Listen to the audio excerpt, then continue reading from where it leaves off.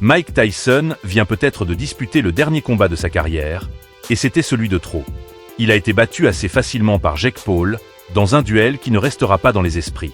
Après coup, Francis Ngannou a réagi sur les réseaux sociaux. Ce vendredi sur Netflix était diffusé le combat événement entre Jake Paul et Mike Tyson. Depuis quelques années déjà, les meilleurs combattants de la planète acceptent enfin de s'affronter. On aura par exemple la revanche entre Alexandre Usyk et Tyson Fury, qui est prévue le mois prochain. De ce fait, voir un homme de 27 ans se mesurer à un autre de 58 n'est pas forcément la chose la plus alléchante. Et sans surprise, le duel a été quasiment à sens unique. Iron Mike a beau être une immense légende du noble art et peut-être l'homme le plus terrifiant de son histoire, il était surtout une cible immobile dans le ring ce vendredi. Il s'est donc incliné à la décision après 8 rounds. Et si les millions remportés justifient sans doute son retour, il est maintenant temps de raccrocher les gants pour de bon. Au lendemain de ce combat, ce n'est d'ailleurs pas l'aspect sportif qui fait parler sur les réseaux sociaux, mais plutôt l'organisation et la diffusion. Non seulement la qualité vidéo n'était pas folle, mais l'événement a en plus fait bugger l'application pour tous les autres utilisateurs. En fait, il n'y a que Francis Ngannou qui semble avoir eu une chose à dire sur la victoire de Jake Paul. Voilà ses mots. La prochaine fois que je vois ce gars Jake Paul, je vais lui donner 2 ou 3 claques. Après sa victoire événement contre Mike Tyson, Jake Paul a reçu ce gros coup de pression de la part de Francis Ngannou. Ce dernier le menace de lui mettre quelques coups la prochaine fois qu'ils se croiseront. Des mots qui en empêcheraient de dormir plus d'un. Mais n'est-ce pas là un beau coup de publicité pour le Predator et Paul? En effet, pour rappel, les deux sont des ambassadeurs du PFL, l'organisation de MMA qui monte aux États-Unis. Et quel meilleur moyen pour en faire la promotion que de créer une petite rivalité entre ces deux superstars? Le plan serait en tout cas assez intelligent.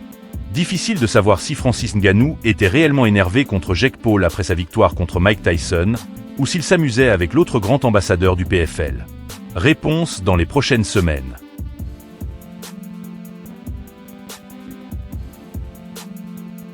Jon Jones et Stipe Miocic ne sont pas le genre de combattants qui suscitent trop de questions sur leur style de combat et leurs attributs clés.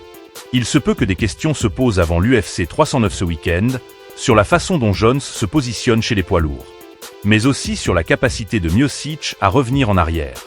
Mais nous connaissons beaucoup d'autres variables. Dans un article récent pour le site de l'UFC, Spencer s'est entretenu avec Eric Nicksick, qui s'y connaît en combat pour le titre des poids lourds en tant qu'entraîneur de Francis Ngannou. Il était là pour analyser le combat phare de ce samedi, au Madison Square Garden. En commençant par Bone, l'entraîneur en chef de Extrême Couture a donné son avis sur ce que le plus grand combattant de tous les temps fait mieux que les autres. Voilà ses mots. Pour Jon évidemment, je pense que c'est son QI de combat serait certainement le numéro 1. Mais la façon dont il est capable d'appliquer différents arts au plan de jeu, je pense que c'est ce qui fait de lui le combattant le plus intrigant de tous les temps. Il peut vous battre dans n'importe quelle facette du jeu et le faire très bien. Il a aussi un ego qui l'entoure, et si vous regardez le combat de Cormier, il se dit « Oh, tu es le meilleur lutteur? D'accord, je vais te mettre à terre. Gustafsson, tu es le meilleur striker, je vais te surpasser. » Il a un côté et une aura qui lui permettent de battre son adversaire dans ses meilleurs atouts, et c'est ce qui le rend vraiment incroyable.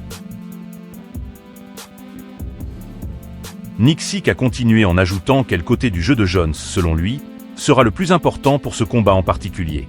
Il a déclaré ceci. « Je pense que son atout est sa longueur, sa capacité à maintenir ce combat long et à un rythme qui lui est favorable. Je pense qu'il est le maître ultime des marionnettes dans sa façon de se battre. Il vous fait entrer dans son style de combat, il contrôle ce rythme, et c'est là que je pense que beaucoup de gars ont des problèmes avec lui. Ils se laissent tous charmer par le serpent. » L'entraîneur de Ngannou a également souligné l'attaque de Jones qui lui a permis de présenter un large éventail d'armes, dont beaucoup ont été adoptés par d'autres combattants. Voilà ce qu'il a ajouté. C'est aussi dans sa créativité que vous voyez à quel point il est bon, car vous n'avez pas l'occasion de vous entraîner beaucoup à cela. Vous ne pouvez pas vous préparer à un coup de coude arrière rotatif sur un centre droit. C'est un instinct naturel, comme Saquon Barclay qui saute par-dessus un gars. Vous le regardez et vous vous dites que c'est le niveau de créativité dans son esprit qu'il fait ça. Et vous ne pouvez pas vous entraîner pour ça, vous ne pouvez pas vous préparer pour ça. Nicksick a ensuite tourné son attention vers le challenger du combat principal de ce samedi. Ayant déjà entraîné Ngannou à combattre l'ancien double champion des poids lourds à 2 reprises, il a déjà beaucoup d'expérience dans l'analyse du jeu de Miocic. Il a commencé en disant « Ses meilleurs atouts sont sa boxe, sa ténacité, sa résistance et son cœur. Mais en tant que personne qui a dû planifier le match pour ce gars-là, quand vous et moi parlions de ce combat la semaine dernière, je regardais certaines choses. Et cela m'a fait ressentir une certaine anxiété, comme si je revenais en arrière et me préparais à nouveau pour Stipe. Si vous regardez la trilogie avec Cormier, Stipe avait l'air meilleur à chaque combat et s'améliorait à chaque combat. Il gagnait le premier combat jusqu'à ce qu'il ne le soit plus, il perdait le deuxième combat jusqu'à ce qu'il ne le soit plus. Puis le troisième combat était un échec complet, mais dans ce troisième combat, j'ai vu tellement d'évolutions techniques différentes de sa part à cette époque. Nick Sick estime qu'en se basant sur la capacité d'adaptation de Stipe dans le passé, nous pourrions voir encore plus de d'évolution dans son jeu.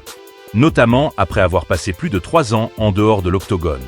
Il a ajouté ceci: il y a beaucoup de changements de position, beaucoup de mouvements latéraux, beaucoup de pas de tremblement.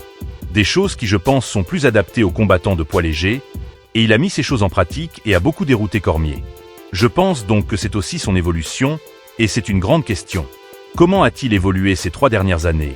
Qu'a-t-il fait? Je dois supposer qu'il n'a fait que s'améliorer.